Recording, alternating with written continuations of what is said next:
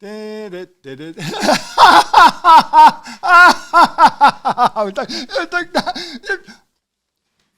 Oh, I'm sorry. What is that? Oh. It's the sun. Kensil Culture, Puppets, Props, Puns, Podcasts.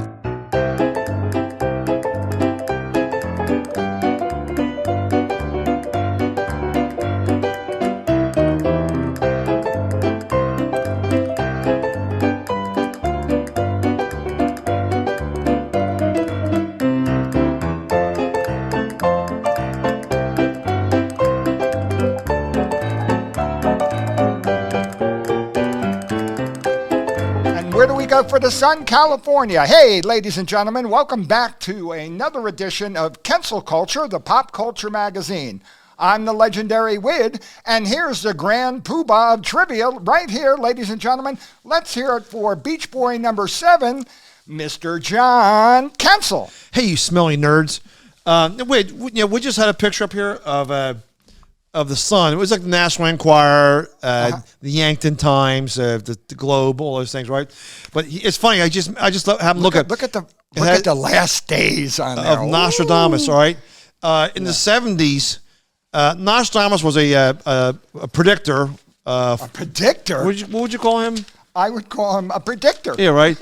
Well, he was a European guy, and he said he made thousands of predictions, and they're all coming true magically. Right, it's how you predict things. It's it's like you got to read between the lines. It's nothing is like America's going to be attacked by China or something like that. It's they lay it in between the lines. Well, and the story, his book sold where people translate his predictions, and if you ever read the debunking of it, he wrote things in old school Latin. And when they translated it, whoever the translator was, they would make his prediction fit today's modern day answer.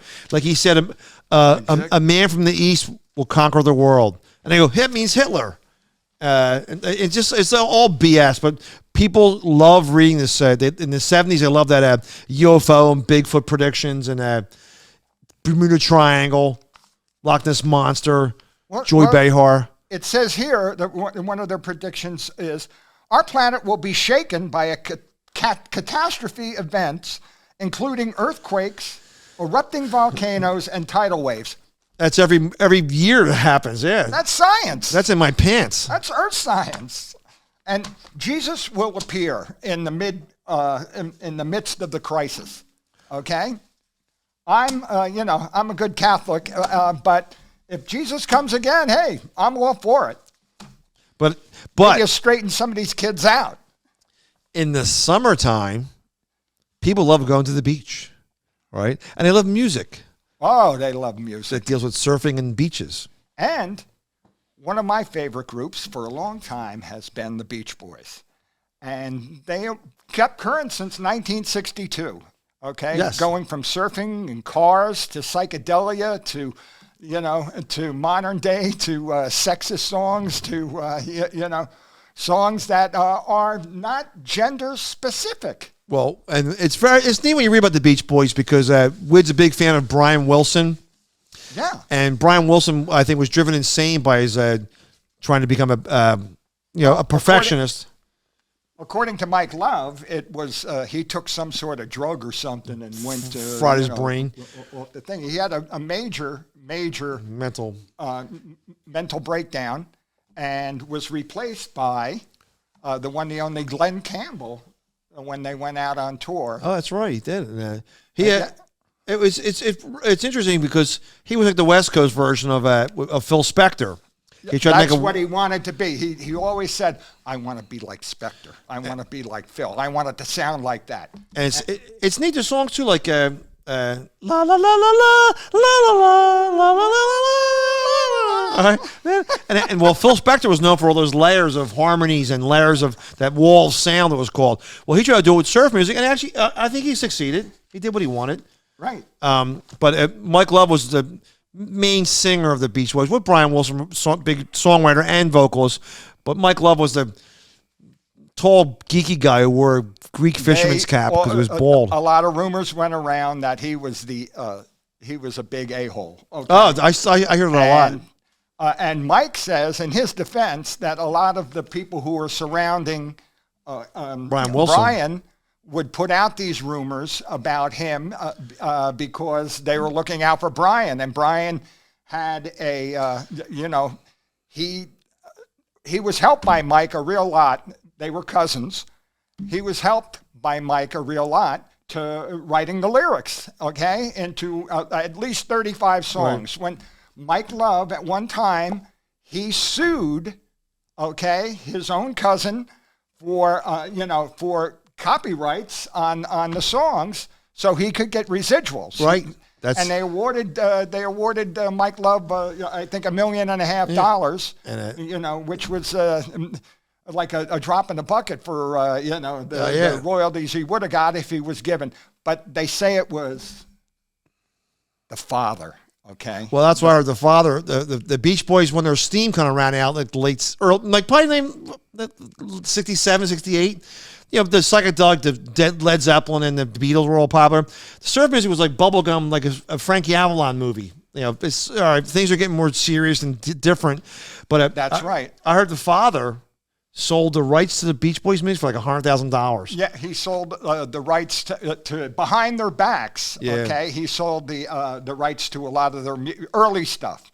Okay, a lot of the car music and the surfing music and the early hits. He sold a lot of. The father was supposedly much more a big taskmaster. Of the three boys, Brian. Okay, Dennis and Carl. Carl Wilson, yes. Carl Wilson was cool, man. He had a great voice. Yeah. But he passed away lung cancer. Right. That was the one. And Dennis, the drummer, who used to hang out with Charles Manson. Right. They lived together for a while. Yep. He actually wrote a song that was the flip side of one of their singles, Bluebirds Over the Mountain. Okay, and the flip side was Never Stop Loving, and that was by Charles Manson. Okay, could you imagine? And Charles Manson auditioned for the Monkees and the Archies. Yeah, I mean, he was somebody who was on the scene. Mike Love went to dinner one time over at Dennis's house with Manson there and everything, and he just said, "Nope, something's wrong. Something's wrong." You know, something else. He was right. You know, it's weird too. I never realized this. This is sort of we're all stay on topic. Charles Manson was like 5'2". Right. He was, your boy Bono, the singer from U2. Yeah. He's 5'4". He was as tall as Mo Howard. He's 5'4". Bono is, right? I did not know that. I thought, thought he would be much. I know there's a famous siblings would fight on stage. The Kinks, Ray Davies and Dave Davies, and the Noel Gallagher and the other guy from Oasis would fight. How about if Mo ever met Bono? Yeah. And Mo went, "I'm 5'4", and Bono would go, "You too?" Irregardless. I'm sorry, John. Well, Mike Love and Brian Wilson would fight on stage a lot, and there was a famous incident where, it's funny, they all had, surf. Well, Mike Love's hair fell out, and he looked like Terry Bradshaw. He looks a lot like. There's a famous Terry incident. Bradshaw. I saw a video of it where Brian Wilson went behind and knocked his white fisherman's cap off his head, and the whole crowd saw him with no hair. And then he grew a big beard in the early 70s. Yeah. I don't know the specifics of this, but I did read it. It said, what was the turning point of the Beach Boys? And it said in the early 70s they wanted to advance with like the Beatles did with Sgt. Pepper and stuff. And their father or somebody talked about doing some really commercial, crappy. They said it's the worst Beach Boys album. It said as soon as they did that, they immediately became an oldies act. No, it was the Double Fantasy Endless Summer double album that had all their hits in it, and it sounded like oldies, when you put them all together, and their new music. Mike Love was against a lot of the psychedelia that would come out after Pet Sounds. Right. He said he always liked Pet Sounds, but after that, he would say, and quote unquote, don't fuck with the formula. Right. Because he wanted to keep it with cars and girls and under the sun and surfing and, everything else that goes with it, where Brian, being the much more, comparable, is that a word? Yeah. Being, the composer and the visionary genius that he was, wanted it to go in a different direction. He wanted to do his thing. And well, it's weird too. You think about the Beatles went from She Loves You, Yeah, Yeah, Yeah, to deeper songs. There's songs about surfing and getting sand up your ass crack. Well, they changed. They threw a couple of. Brian made a specific sort of change in his music. He knew that it was getting very commercial and having to stay in that genre.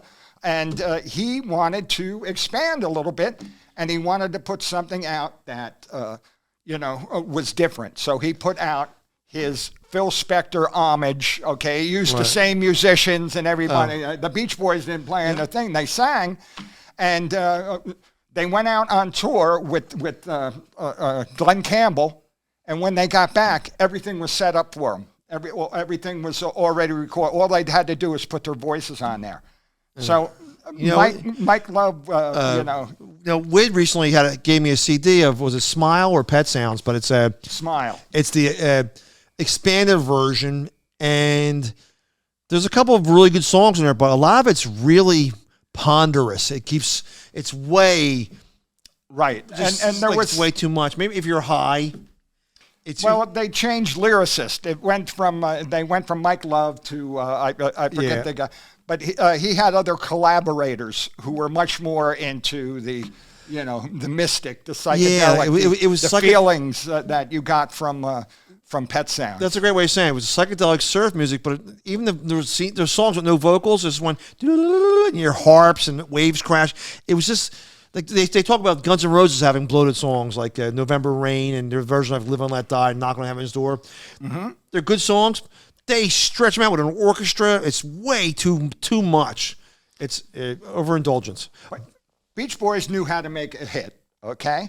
And what they did was Mike Love would be the collaborator. But Mike Love, he said he helped because he went over to India to study mysticism with the guru over there, and he said he helped Paul McCartney write Back in the USSR.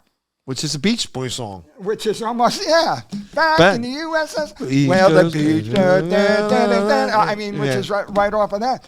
But that was also borrowed from Chuck Berry. And Chuck Berry also sued them, and Murray put, after a while, he gave all the profits from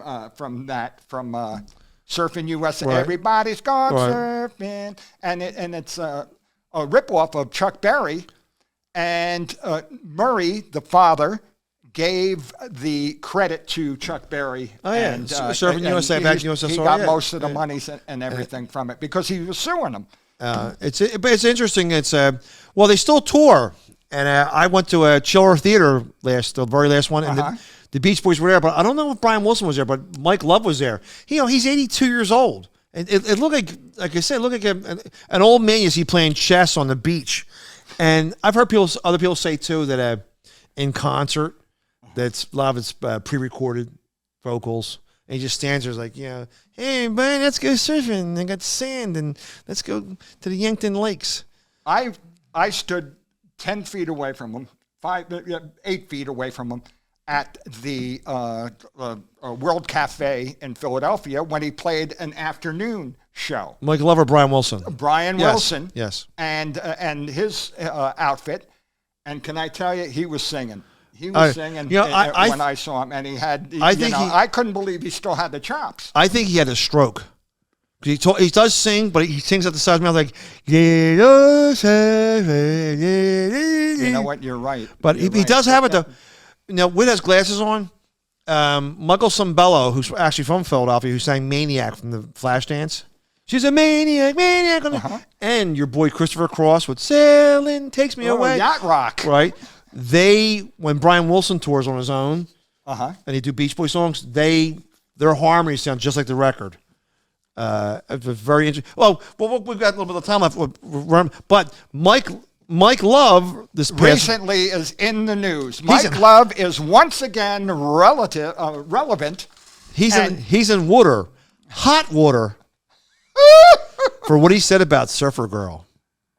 What he said about Surfer Girl is he told the audience, all right, I'm going to do a song that's gender specific. And the crowd went, yeah. Good Surfer Girl. And he said, well, he didn't, he just said gender specific. He goes, I hope nobody is here from Budweiser. And then they all went, yay. And he said, or the FBI. Yeah. And then they went, yay. And then they started on the riff to Little Surfer or Surfer Girl. Yeah. Yeah, Surfer Girl.